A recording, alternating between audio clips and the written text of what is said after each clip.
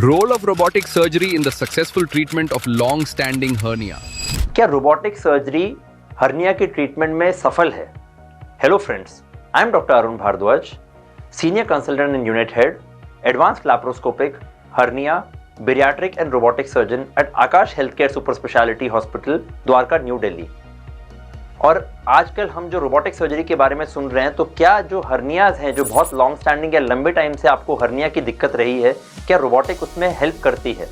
तो पहले आपको ये समझना पड़ेगा कि जो लॉन्ग स्टैंडिंग हर्नियाज होते हैं उनमें प्रॉब्लम क्या होती है।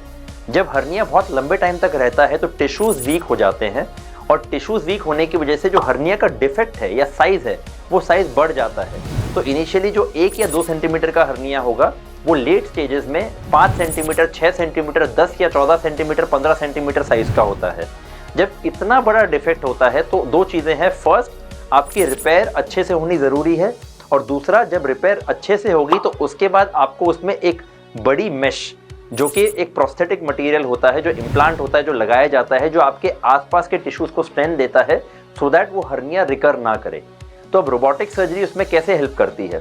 तो कुछ टेक्निक्स होती है बड़े हर्नियाज के लिए, जिन्हें हम कहते हैं एब्डोमिनल वॉल रिकंस्ट्रक्शन टेक्निक्स, जिसके अंदर हम बेसिकली एब्डोमिनल वॉल लेयर्स के बीचों बीच जाके रिपेयर करके मेश लगाते हैं, और उसको एक सैंडविच तरीके से बेसिकली एब्डोमिनल वॉल लेयर्स के बीच में लगा के टिश्यूज को स्ट्रेंथ देते हैं।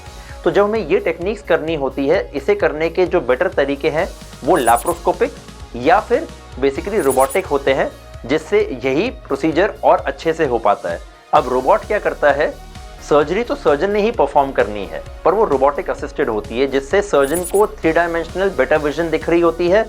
जो रोबोटिक इंस्ट्रूमेंट्स होते हैं वो सर्जन के एग्जैक्ट मूवमेंट्स कैप्चर करते, तो बहुत ही प्रिसाइज सर्जरी हो पाती है, और हम जो उस एरिया को प्रॉपरली रिकंस्ट्रक्ट करना चाह रहे हैं, जो डिफेक्ट हो गया है, जो वीकनेस थी, उसको हम रिकंस्ट्रक्ट करना चाह रहे हैं, वो और अच्छे से हो पाता है।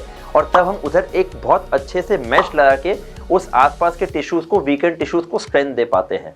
तो रोबोटिक सर्जरी उसी सर्जरी को छोटे कट्स के द्वारा करने में हेल्प करती है, जिससे पेन कम होता है, रिकवरी फास्ट होती है, हॉस्पिटल स्टे आपका 1 से 2 दिन होता है, 5 से 7 दिन में आप डिस्चार्ज हो जाते हैं हॉस्पिटल से, और आपका रिपेयर ड्यूरेबल होता है, यानी कि सालों साल तक आपको ये हर्निया की प्रॉब्लम दोबारा नहीं होती है।